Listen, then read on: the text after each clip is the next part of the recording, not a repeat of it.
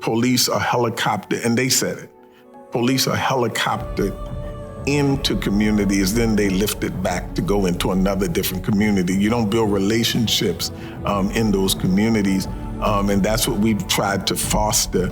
You've got to be more consistent. To build trust, there needs to be consistency, communication, commitment, and consensus. You got to be able to do that. And what we found, that none of that was happening. So that when police are coming in from the suburbs, you have the ABLE Foundation saying that 71% of Baltimore police don't live in the city. Over 9% don't live in the state.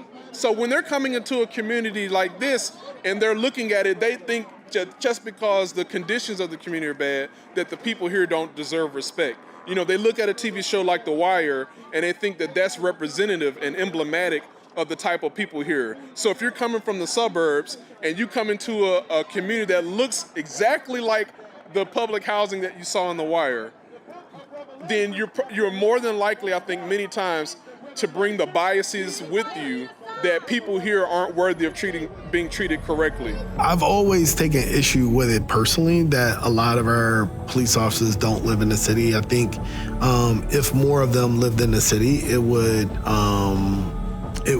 help bridge the gap a little bit more. But also, I think even more importantly, it's important to pay attention to the type of people that we're attracting to policing, right? I think for a long time, we've tried to attract these folks that were like hard-nosed. We have to protect the community.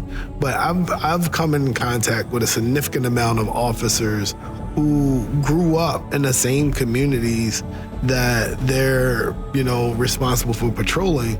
The police don't have any idea what is going on in the community. So they don't know. They don't know who to arrest if it's not right in front of them or it's not an easy target.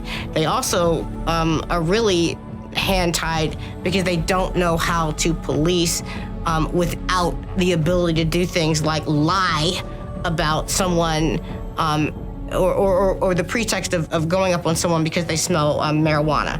They can't even lie about it now because they can't do it. So there's a lot of things that are going on that are leading to what's happening in Baltimore with policing.